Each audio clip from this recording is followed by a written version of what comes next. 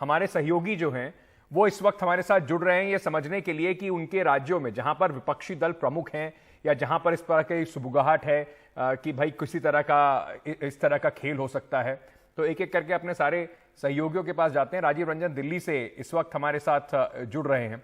हमारे साथ इस वक्त मनीष जी भी जुड़ रहे हैं। हम सीधे चलेंगे पटना, उनसे भी बात करेंगे। सौरभ हमारे साथ कोलकाता से जुड़ रहे हैं इस वक्त, और हमारे साथ हमारे और भी सहयोगी जुड़ रहे हैं। सबके पास एक एक करके चलेंगे, पर सबसे पहले उमा शंकर हमारे साथ जुड़ रहे हैं। उमा शंकर, मैं सबसे पहले आपके पास ही आना चाहता हूं, कांग्रेस इस पूरे घटनाक्रम को किस तरीके से देख रही है? क्योंकि कांग्रेस पार्टी, मल्लिकार्जुन खड़गे, सोनिया गांधी, सबने फोन तो करके शरद पवार से बात कर ली, लेकिन दूसरी तरफ कांग्रेस पार्टी अब यह भी दावा ठोक रही है महाराष्ट्र में कि एलओपी हमारा बनना चाहिए। जाहिर सी बात है, सबसे बड़ी पार्टी हमारी है, तो कहीं ना कहीं कांग्रेस इसमें अपना राजनीतिक फायदा भी देख रही है। जी बिल्कुल अंकित, आपने सही कहा। कांग्रेस में इसको दो तरीके से देखा जा रहा है। जहां तक विपक्षी एकता की बात है तो वो दिन बहुत ज्यादा बीते नहीं जब एक थर्ड फ्रंट बनाने की बात होती थी और माइनस कांग्रेस एक फ्रंट बनाकर बीजेपी को चुनौती देने की बात होती थी, और उसके भी सूत्रधार कहीं न कहीं जो शरद पवार हैं वो माने जाते थे, पीछे से हवा देने वाले माने जाते थे। लेकिन खैर वो बात पुरानी हो गई। कर्नाटक की जीत के बाद जो कांग्रेस है उसको एक नई संजीवनी मिली है, एक नया आत्मविश्वास जो है वो मिला है। और जो पटना में बैठक हुई थी पिछली, उसके बाद अब 17 और 18 मई को अगली जो विपक्षी पार्टियों की बैठक है वो बेंगलुरु में तय होना कांग्रेस ने बताया है।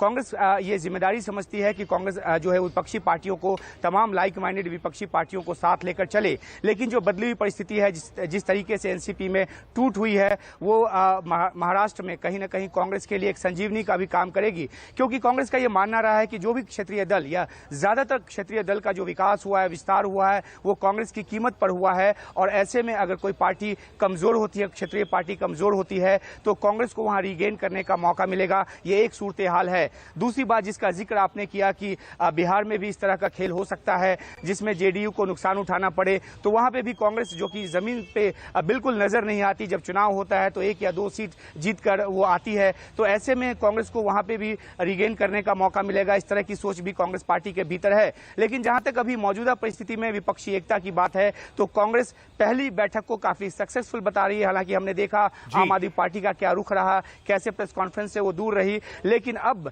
कांग्रेस पार्टी जो है वो 17 और 18 मई 2 तारीख जो है उन्होंने बताया है, दोनों दिन बैठक होगी बेंगलुरु में, जहां कांग्रेस अभी सत्ता में कर्नाटक में आई है। तो कांग्रेस एक भरपूर निगाह से इस पूरे घटनाक्रम को देख रही है। और सही बात आपने कही है कि इसमें कांग्रेस अपना राजनीतिक फायदा भी देख रही है। अंकित, मनीष जी के पास चलते हैं। मनीष जी, जैसे ही कल वहां पर घटना महाराष्ट्र में हुई, उसके बाद सबसे ज्यादा हलचल बिहार में देखने को मिली। सुशील मोदी का वो बयान भी आया सामने। एक जमाने में नीतीश कुमार के सबसे करीबी नेताओं में से एक हुआ करते थे, उनके डिप्टी मुख्यमंत्री हुआ करते थे। आज कह रहे हैं कि नीतीश कुमार की पार्टी का ही भविष्य अंधकार में है।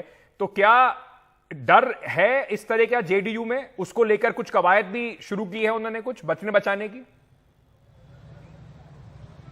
देखिए, ये जो एनसीपी में फूट हुई थी, उस विपक्षी दलों की जो बैठक 23 जून को पटना में हुई है, उस दौरान शरद पवार ने कहीं ना कहीं खाने के टेबल पर सभी नेताओं को ये आशंका व्यक्त कर दी थी कि ऐसी बीजेपी के द्वारा कोशिश की जा रही है। ये जो भी लोग जो जुटे हैं उनको इस बात का अंदाजा कहिए या आभास, और एक तरह से वो ये मानकर चल रहे हैं कि आने वाले दिनों में भी बीजेपी के द्वारा उनके खेमे के अंदर जो है तोड़ फोड़ की रणनीति और तोड़ फोड़ को अंजाम दिया जाएगा।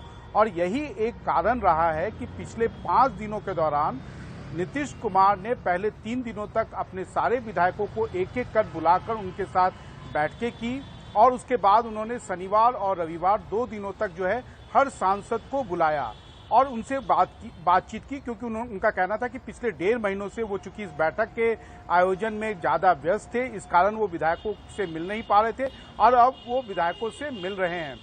बिहार के लिए और बिहार को लेकर जो भी राजनीतिक अटकलें लगाई जा रही हैं, उसमें आंशिक रूप से सच्चाई इसलिए भी है कि आगामी लोकसभा चुनाव जब भी होगा, उस समय बिहार में 40 लोकसभा की सीटें हैं अंकित, और बीजेपी सर्वाधिक 40 में से 30 सीटों पर चुनाव लड़ेगी। अभी उसके पास 17 सांसद हैं, लेकिन उसके पास अभी भी 13, अगर आप कहिए, उम्मीदवारों के लिए जो है आप कह सकते हैं कि उसके पास वैकेंसी है। और बिहार में जो भी वैकेंसी होता है, बिहार का जो राजनीति है वो तीन दलों के बीच में जो है एक तरह से सिमट कर रह जाता है। वो या तो आरजेडी के से लेंगे या वो जेडीयू से लेंगे जी। लेकिन जनता दल यूनाइटेड का वही विधायक या वही सांसद जाएगा। निश्चित रूप से कुछ सांसद टूट कर जाएंगे क्योंकि उन सांसदों की सीट जब भी, क्योंकि महागठबंधन अब बड़ा गठबंधन हो गया है, उसमें आरजेडी भी है, कांग्रेस भी है, वामपंथी दल भी हैं, तो उनके पास सीटों की संख्या, लड़ने वाले सीटों की संख्या सीमित रहेगी।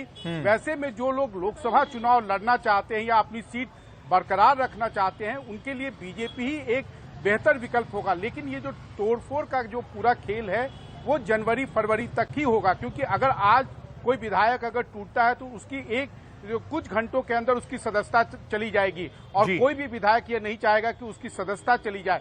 विधायक उसी समय टूट कर जाएगा अंकित, जब उसे एक तरह से बीजेपी की तरफ से लोकसभा के चुनाव के लिए टिकट का न केवल आश्वासन मिले बल्कि यह भी तय हो जाए कि उस सीट पर वही चुनाव लड़ने जा रहा है। इसलिए ये जो तोड़फोड़ का जो भी आप एक तरह से कर रहे हैं अटकल है, ये इसको थोड़ा सा अभी और इसे 4-5 महीने तक आपको इंतजार करना होगा अंकित।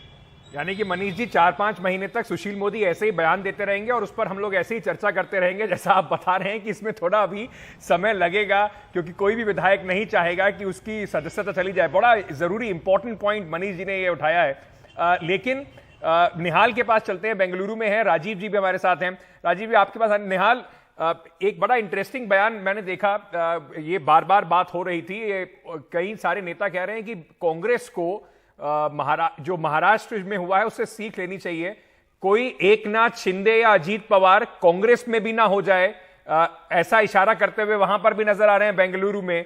अभी से थोड़ी जो खींचतान चल रही है सिद्धरमैया और डीके शिव कुमार को, क्या उसको भुनाने की कोशिश कर रही है बीजेपी? देखिए, इसमें कोई दो राय नहीं है कि सिद्धरमैया और डीके शिव कुमार के बीच में मुख्यमंत्री पद को लेकर के खींचतान चल रही थी, लेकिन कुछ दिनों से देख रहे हैं कि इस पर खुल करके कोई बयानबाजी नहीं हो रही और शायद कहीं ना कहीं कोई समझौता हुआ है सिद्धरमैया और डीके शिव कुमार के बीच में। पार्टी का जो केंद्रीय नेतृत्व है उसने अवश्य कोई समझौता करवाया है, जिसके बाद ये लोग दोनों ही एक दूसरे के खिलाफ बयानबाजी से या इनके जो समर्थक हैं वो बच रहे हैं। लेकिन जहाँ तक विपक्षी एकता की बात है तो एक बात मैं ज़रूर आपको बताना चाहूँगा कि यहाँ दक्षिण में भले ही ये बताया जा रहा है कि बेंगलुरु में 18 तारीख को बैठक हो सकती है, लेकिन एक चीज़ साफ है कि यहाँ से जो ग्राउंड रियलिटी है, जो संकेत हैं, वो बहुत उत्साहवर्धक कम से कम इस विपक्षी एकता के लिए नहीं। टीआरएस तेलंगाना राष्ट्रीय समिति बड़ी पार्टी है और ये बीजेपी और कांग्रेस दोनों के खिलाफ इसने परचम यहाँ पे लहराया हुआ है, लेकिन इसके बावजूद वो एक टेबल पर अभी चंद्रशेखर राव नहीं है इस बैठक में। आप देखिए कि साथ ही साथ आप केरल को अगर ले लीजिए तो वहाँ वामपंथी दल और कांग्रेस एक दूसरे के खिलाफ लड़ते हैं, वो दोनों एक साथ नहीं आ सकते, क्योंकि अगर ऐसा हुआ तो जैसा कि कर्नाटका में 2019 में हुआ था कि जब जेडीएस और कांग्रेस दोनों जो हमेशा से एक दूसरे के खिलाफ लड़ते रहे, जब वो एक प्लेटफॉर्म पर आए तो सबसे ज़्यादा नुकसान इन्हीं दोनों पार्टियों का हुआ और 28 में से 26 सीटें यहाँ पर बीजेपी ने जीती थी। तो ये भी एक डर कहीं न कहीं नेताओं को सता रहा है। और देवेगौड़ा विपक्ष के बहुत बड़े नेता हैं। जब थर्ड फ्रंट बना था तो उनको प्रधानमंत्री बनाया गया था, आपको याद होगा 90 के दशक में, लेकिन अब वो भी इसके साथ खड़े हुए नहीं है, जेडीएस भी खड़ा हुआ नहीं है। तो ऐसे में यहाँ बैठक जरूर हो रही है, कांग्रेस शासित प्रदेश है, लेकिन यहाँ कम से कम कर्नाटका से और दक्षिण से ये जो ट्रेंड्स हमें मिल रहे हैं ये उत्साहवर्धक नहीं है इस विपक्षी एकता के लिए। उत्साहवर्धक नहीं है। लेकिन राजीव रंजन हमारे साथ जुड़े हुए हैं। राजीव रंजन, ये जो विपक्षी एकता की पूरी जो बात चल रही है उसको लेकर बार बार अब जो पहले डेट सामने आ रही थी उसको टालना पड़ रहा है, कारण अब फिलहाल एनसीपी में फूट भी है। क्या शरद पवार का जो कद है इस पर उसका असर पड़ेगा? शरद पवार को एक महत्वपूर्ण नेता के तौर पर देखा जा रहा था कि विपक्षी एकता को साथ में लाने में नीतीश कुमार के बाद एक बड़ा नाम के तौर पर वो दिख रहे थे। क्या शरद पवार की पार्टी में जो हुआ है उससे उनका कद घटेगा, बार्गेनिंग पावर घटेगी?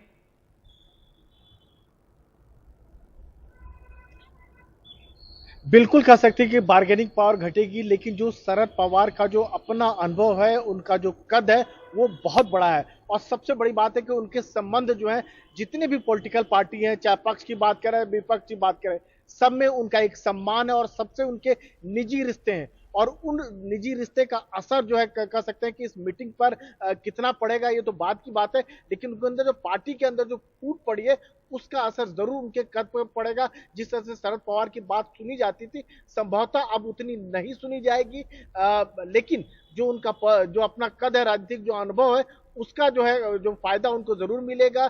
जो उनके पर्सनल संबंध है, सारी पार्टी के नेताओं से संबंध है, उसका जरूर फायदा मिलेगा। लेकिन यहाँ एक इंटरेस्टिंग चीज बताऊं, निहाल जिस चीज को बता रहे थे, यहाँ पर आपको बताया अखिलेश यादव जो है पटना में मीटिंग में शामिल हुए और उसके बाद अखिलेश यादव बीआरएस के जो चीफ है केसी राव से मिलने के लिए हैदराबाद जाते हैं और विपक्षी एकता पर बात होती है। तो ये भी समीकरण को समझना होगा कि ऐसे नेता जो विपक्षी एकता की जो मीटिंग हो रही है वो उसमें शामिल जो कुछ हद तक नहीं होते हैं, जैसे केसीआर की बात करें या मायावती की बात करें, जिनके बारे में कहा गया था कि उनका आमंत्रण नहीं भेजा गया था। लेकिन अगर 2024 की लड़ाई आप लड़ना चाहते हैं तो बिना इन पार्टी के लिए हुए आप जीत नहीं सकते हैं। अगर यूपी की बात करें तो अगर याद होगा कि 2019 में बीएसपी और सपा मिलकर चुनाव लड़े थे, तो इनका जो परसेंटेज जो होता था तकरीबन 40% के आसपास होता है और बीजेपी का परसेंटेज जो होता है 50% के आसपास होता है और इसमें अगर कांग्रेस को भी जोड़ ले तो 46% के आसपास होता है। यानी अगर यूपी में लड़ाई अगर जीतनी है, जहां पर सबसे ज्यादा सीटें हैं 80 सीटें हैं, यानी दिल्ली का रास्ता अगर यूपी से ही होकर जाता है, 80 सीटें अगर जीतने के लिए सारे विपक्ष के नेता अगर एक साथ नहीं आएंगे तो बीजेपी से मुकाबला किसी भी हाल में नहीं कर सकते हैं। कुल मिलाकर ये जो पूरा देखा जा रहा है कि महाराष्ट्र बिहार पर स्पेशल फोकस है, क्योंकि 48 सीटें महाराष्ट्र से आती हैं, 40 बिहार से आती हैं। लेकिन इसके बीच में, और उमा सुधीर हमारे साथ जुड़ रही हैं, उनके पास भी चलते हैं और उनसे समझने की कोशिश करते हैं कि जैसे राहुल गांधी की रैली अभी हुई खम्मम में, उन्होंने सीधा सीधा कहा कि कोई सवाल ही पैदा नहीं होता बीआरएस के साथ किसी भी तरीके का समझौता करने का, बीआरएस भी महाराष्ट्र में जमीन ढूंढ रही है। ये विपक्षी एकता की जो बात हो रही है, लार्जर नैरेटिव जो है, उसमें कहीं ना कहीं लोगों को दिखाई पड़ता है कि बहुत सारे लूप होल्स जिसे अंग्रेजी में कहते हैं वो हैं, साथ में आ नहीं सकते, खड़े नहीं हो सकते, और हर पार्टी अपनी रीजनल एस्पिरेशंस को शायद अभी ऊपर रख रही है उनके नेशनल एम्बिशन से ज्यादा। उमा,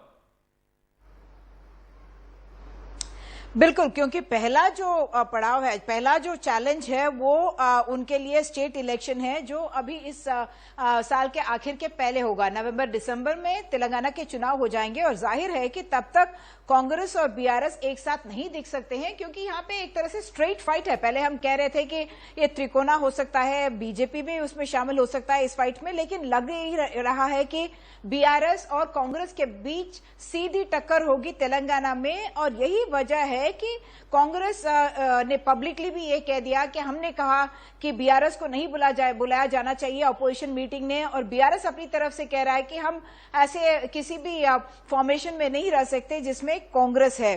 ये तो पॉलिटिकल स्टैंड है पब्लिक के लिए, लेकिन इन सबको ये मालूम है कि अपोजिशन यूनिटी अगर आप बना रहे हैं तो इनके अपने निजी इक्वेशंस भी है। जैसे राजीव रंजन कह रहे थे कि निजी जो इक्वेशन है केसीआर का, एक अखिलेश यादव के साथ कहिए, एक एमके स्टालिन के साथ कहिए, अरविंद केजरीवाल के साथ कहिए, ये लोग आपस में मिलते जुलते रहे हैं और बातचीत कर रहे हैं कि किस तरह वो अपनी राजनीतिक जो रेलेवेंस है उसको बनाए रखे 2024 के बाद।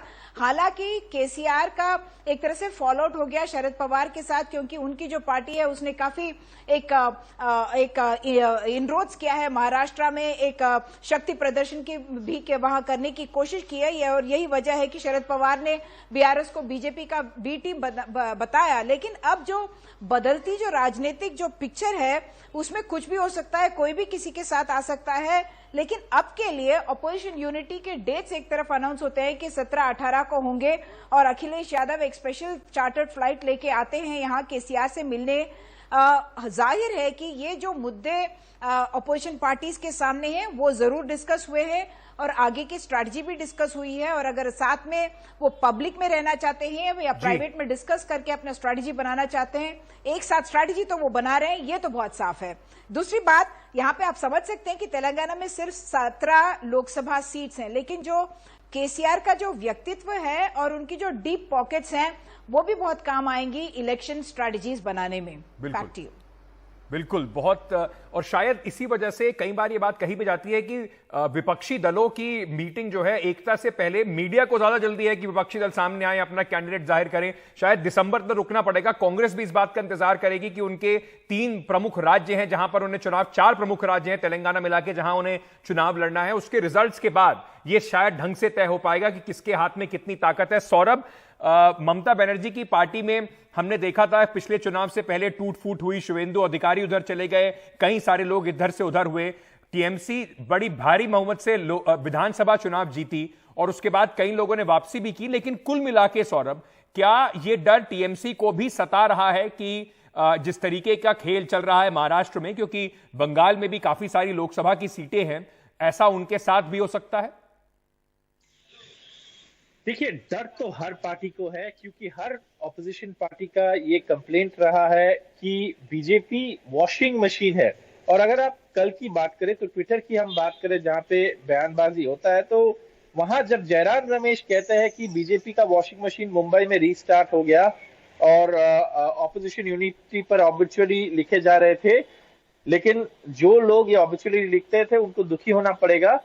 The next meeting of parties that will be held, of course ये तो पुराना ट्वीट है उनका, लेकिन उसमें जो एक है कि इसमें डेरेक ओब्रायन का रिस्पॉन्स है, I am surprised you manage to get a washing powder to use in your tweet, all packs and washing machine sold out in Mumbai and rest of Maharashtra. तो तृणमूल कांग्रेस अब इस ऑपोजिशन ब्लॉक के साथ तो formally है, वो लोग मीटिंग भी अटेंड किए हैं, लेकिन जो डर एनसीपी के लिए था वो डर अभी भी तृणमूल कांग्रेस के लिए। हालांकि सिचुएशन काफी डिफरेंट है, यहाँ पे तृणमूल कांग्रेस का जो ग्राउंड स्ट्रेंथ है उसे मैच करना मुश्किल है इस राज्य में। ग्राउंड कनेक्ट, ग्राउंड स्ट्रेंथ में तृणमूल कांग्रेस सबसे आगे है। लेकिन जी, ये जो बात है, जो ईडी, सीबीआई और जो सेंट्रल एजेंसीज है जिसकी जिक्र होते रहते हैं तृणमूल कांग्रेस के हर मीटिंग में, पब्लिक प्लेटफॉर्म में, उनके बड़े नेता अभिषेक बैनर्जी, ममता बनर्जी हमेशा इस बात की जिक्र करते हैं। तो ये क्यों करते हैं? क्योंकि जरूर इनका एक ये है, चिंता है कि इन एजेंसीज को यूज करके शायद अपने ऊपर भी ये स्ट्रैटेजी बीजेपी चला सकते हैं। तो ये एक डर है। दूसरा, 2024 की अगर आप ये देखे, मैप देखे बंगाल में, तो उसमें तृणमूल कांग्रेस के लिए हर जगह में कैंडिडेट पाना मुश्किल नहीं है, और कांग्रेस अगर इसमें अकोमोडेट होना चाहते तो उतना मुश्किल नहीं है, क्योंकि तृणमूल कांग्रेस को उतना सीट नहीं देना पड़ेगा। ग्राउंड का जो स्थिति है उसमें देख के शायद मालदा, मुर्शिदाबाद में कांग्रेस सीट मांगेंगे जहां से अदित चौधरी भी लड़ते हैं, और मालदा में कांग्रेस का एक बेस, पुराना बेस रहा है। उसके आगे तो ये जो, लेकिन वहां पर कांग्रेस से ज्यादा लेफ्ट पार्टी जिसके साथ कांग्रेस का बिल्कुल आत्मीयता दिखाई पड़ती है, वहां पर उसको शायद शामिल करने में ममता बनर्जी को दिक्कत होगी। चलने से पहले मनीष जी, एक छोटा सवाल मैं आपसे और पूछना चाहता हूं। कई जगह पर हमने ये देखा, और बिहार की खासतौर से अगर बात करें तो बिहार के अंदर जो सीटें हैं, बिहार में 40 और महाराष्ट्र में 48 सीटें जो हैं, उसको लेकर बताया जा रहा है कि सारा फोकस इसी वजह से इन दोनों राज्यों पर है। लेकिन क्या कर्नाटका में जिस तरीके से हमने देखा कि दल बदल करने के बाद कुछ खास फायदा बीजेपी को हुआ नहीं, सरकार उन्होंने चलाई, लेकिन अब पूरी तरीके से कांग्रेस एक बड़ी मार्जिन से वापस आए हैं। तो राजनीति में जरूरी नहीं है कि 2 और 2 4 ही बने, कई बार 2 और 2 3 भी हो जाते हैं। अगर आप बहुत सारे लोगों को ले लें तो उसका डिसएडवांटेज भी हो जाता है। अंकित, निश्चित रूप से आपके सवाल का 2 पहलू है। पहला पहलू है कि क्या विभाजन कराने से बीजेपी को फायदा होता है। ऐसा अगर आप बिहार के भी कॉन्टेक्स्ट में देखेंगे, आपने कर्नाटका की बात की कि जहां पर बीजेपी ने कई सारे जेडीएस और कांग्रेस के विधायकों को शामिल कराया था, उसके बावजूद वो विधानसभा में उनको करारी हार का मुंह देखना पड़ा। अब आइए बिहार में आज से 1.5 साल पहले उन्होंने लोक जनशक्ति पार्टी, जो रामविलास पासवान की पार्टी थी, जिसके सर्वे सर्वा चिराग पासवान होते थे, उनके 6 सांसद थे, 5 सांसद को उनके चाचा पशुपति पारस के नेतृत्व में बीजेपी ने एक अलग ब्लॉक, एक अलग पार्टी बनाई, रातों रात उसे मान्यता दी गई।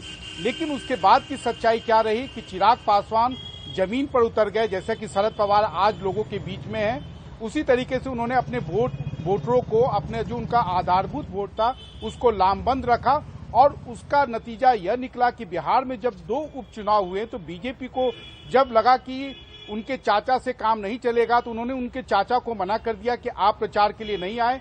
चिराग पासवान को विशेष रूप से उन्होंने आग्रह किया कि आप ही प्रचार करें, और उनके प्रचार करने के कारण जो है बीजेपी के जो उम्मीदवार थे उनकी नैया पार हुई। और आज ये सच है कि जिस चिराग पासवान को उन्होंने एक तरह से डंप कर दिया था, उनका घर भी आपने देखा कि उनका घर भी छीना गया। उसके बाद आज फिर से चिराग पासवान को केंद्रीय मंत्रिमंडल में शामिल कराने की बात हो रही है और बीजेपी के नेता तय मानकर चल रहे हैं कि चिराग पासवान के बिना बिहार में उनकी बात नहीं बनती। वैसा ही आपने बंगाल का भी एग्जाम्पल दिया, जो शुभेंदु अधिकारी के बारे में कहा जाता था कि शुभेंदु गौन, ममता गौन, वो शुभेंदु अधिकारी के जाने के बावजूद ममता बनर्जी प्रचंड बहुमत से चुनाव जीती। उसका एक ही कारण है, इन जो पार्टियां होती हैं, क्षेत्रीय पार्टियां होती हैं, उसके जो सुप्रीमो होते हैं, वोटर उनके साथ अपने आप को आइडेंटिफाई करते हैं, ना कि उनके सेकेंड रंग या थर्ड रंग लीडर या उनके भतीजे या उनके बेटे से। तो जब तक पार्टी के सर्वे सर्वा, यानी कि रामविलास पासवान ने अपने जीवन में ही, जब वो जिंदा थे, उन्होंने चिराग पासवान को अपना उत्तराधिकारी घोषित कर दिया, तो उनके वोटर ने भी उसको अपना एक तरह से नेता मान लिया। बिल्कुल। वैसे ही लालू यादव की पार्टी है तो तेजस्वी यादव उनके उत्तराधिकारी हैं।